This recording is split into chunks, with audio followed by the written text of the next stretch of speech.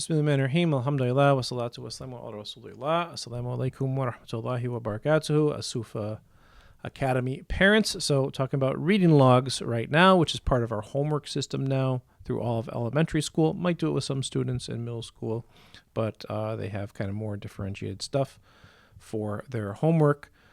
But all As-Suffah Academy elementary students will be doing reading logs every day, which means they will be assigned to read at least 20 to 30 minutes a day at home, outside of school, including the weekends, and that has to be verified by their parents.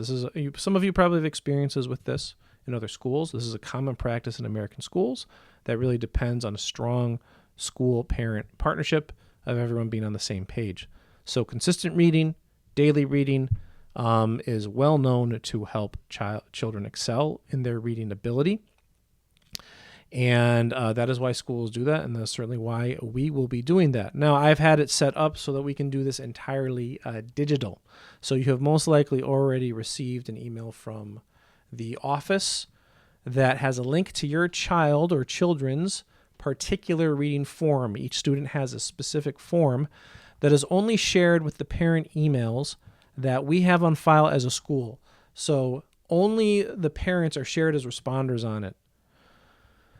So you have to be logged into whatever email we have on file for you in order to access the form, is what that means, in order to fill it out. If you want someone else to have access to it, such as an older brother or cousin or whatever, you have to send a request to Irfan, the office manager, and give him that email address that you want it shared with. It's the only way to do this, but really it's best that parents do this. They'll understand that you might need someone else to help you with it, okay?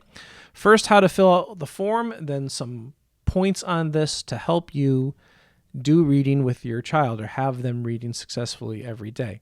So it's very straightforward. You first fill in the date of the reading, the name of whatever they read, and if there are pages that they read, just answer that as best you can. The most important part, though, is the date and then the amount of minutes that they read, and you choose somewhere from 0 to 30 in increments of 5. So if they read 17, put whatever's closest. If they read 17 minutes, put 15. If they read 23, put 25, etc. It does not have to be exact, but your child will have a weekly grade. How much that grade weighs into their overall English language arts grade in their class, I'm leaving up to the discretion of the teachers, but they will have an overall grade based on how many minutes they read. And that will be based on this data. Now, on that, why can you only put it in? Do you have to choose from one of these? It's so that we have consistent numbers in the spreadsheet that these forms link to, because that is what will add the numbers up.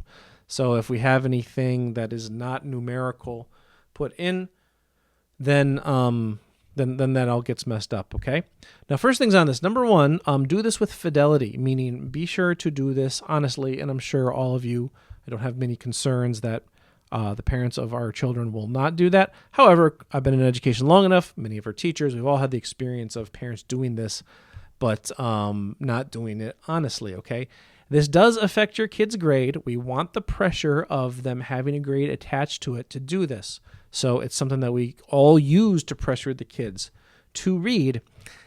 At the same time, understand that your child's little portion of their language arts grade in elementary school is not worth being dishonest about this. Why? Well, number one, it's just not good to model dishonesty for your children ever. Certainly in stuff that relates to responsibilities and work, it sends a completely wrong message with that. That's thing number one. Thing number two, we will use this data to respond to it and adjust our instruction and our treatment of students and our recommendations to you accordingly. So if we did the MAP test in September and we do it again in December, and I have the student who has it logged every day that he or she was reading 30 minutes a day, but the MAP scores don't reflect what you would predict a student who's reading that much every day to do, then I have to ask as a teacher or as the instructional supervisor, well, what's going on here? Is there an issue with this student or this type of stuff? And we don't want incorrect information with that. And that is the most important thing of this. So please make sure you do it honestly. Now, if you miss a day, Okay, let's say my kid misses reading on Tuesday, and now it's Thursday, so I want him or her to read 60 minutes so they can make up for each day. The way you do that on the form, you fill out the form once for each day that they are reading for, which means if I'm reading 30 minutes that day for Thursday, the day that it is, I do this once and select Thursday, and I put 30 minutes. Then I submit it.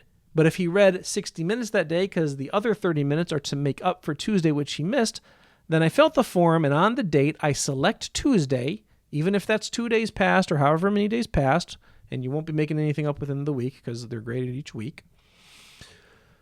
Then I select 30 minutes for that day. That is part of why it is the choices here are limited to 30 minutes and why they can't do 30 minutes, okay?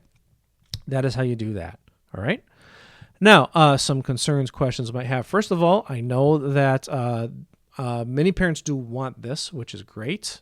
Again, it's a tool that we can all use to nurture good reading habits and studious habits in our students and children.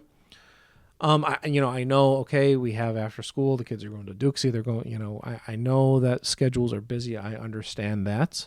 And this might be another thing to fill in for some of you, but it is something you need to do. And the kid will without a doubt do it best if you have, as a parent, have set a specific, consistent time each day where they will do this reading, and even a consistent spot in your home where he or she will do it.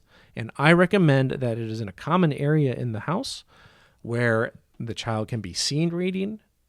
If you are doing it where the child is locked away in their room and you are turning your back during it, that will not work best, okay? Because that doesn't necessarily set up the kids for success, even a very responsible student, and it tempts them to be dishonest about it, which we don't want. We want to set them up for success.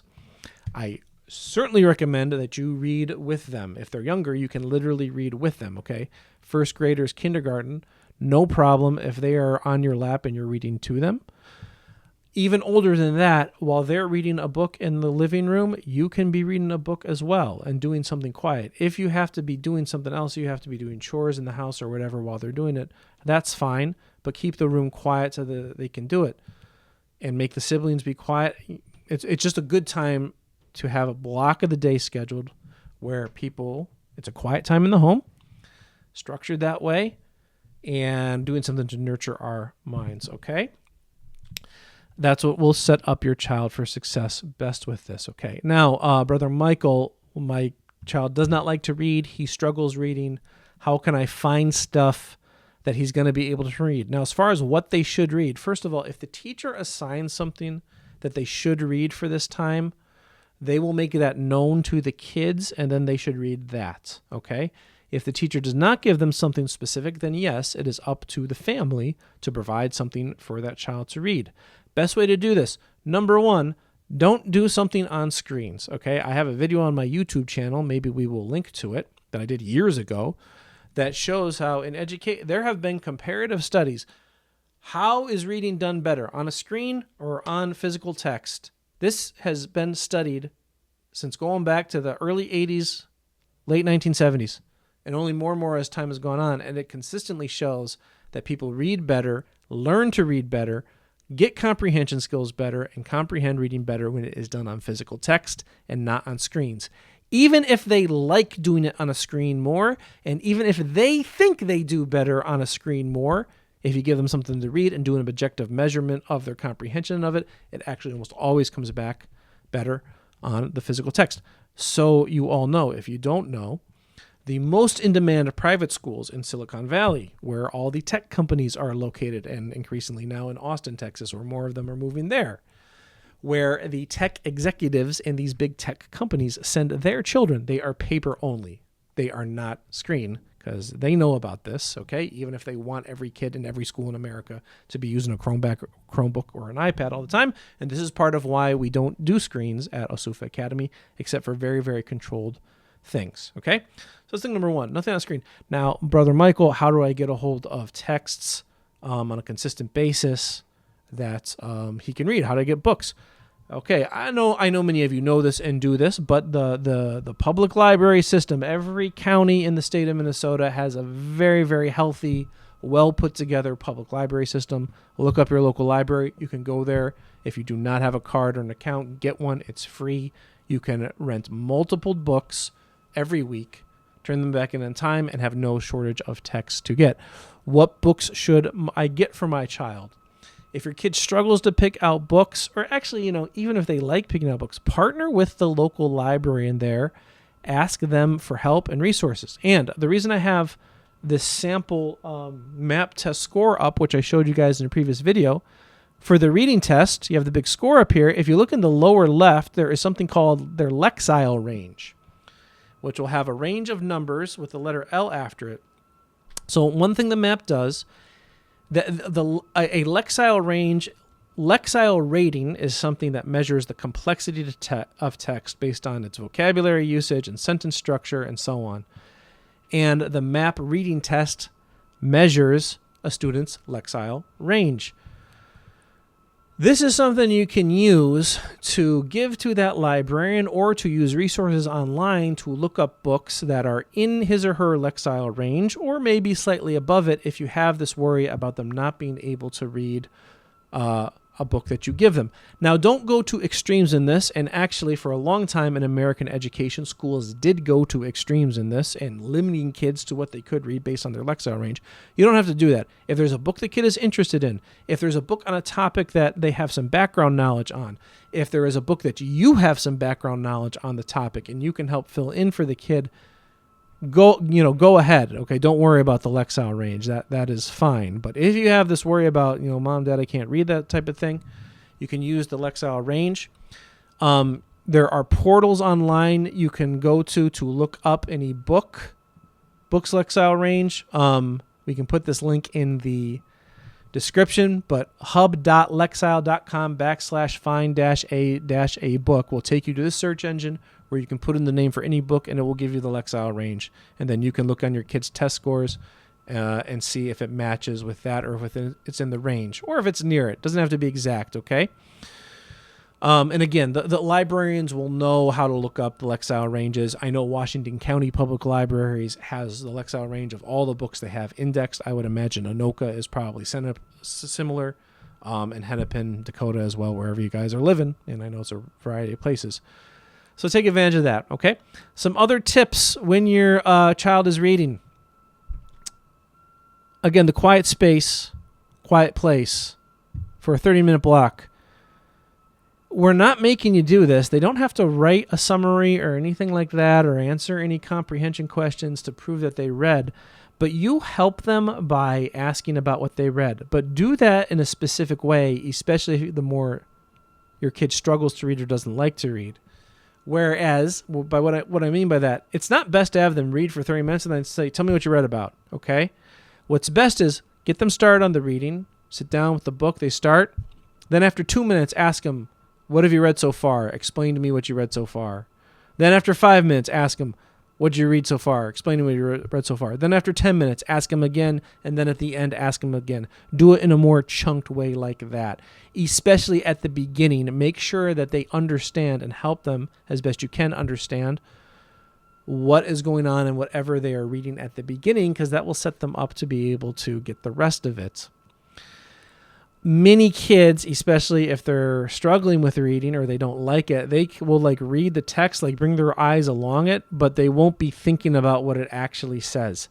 And it is better if a kid needs to reread that first page or that first paragraph or those first few sentences several times. And that takes 5, 10, 15 minutes of the reading, but that's what they need to do in order to get that. No problem. That is fine. That is more important, actually, than them going along and not understanding it, because their mind won't really be paying attention to it. Okay?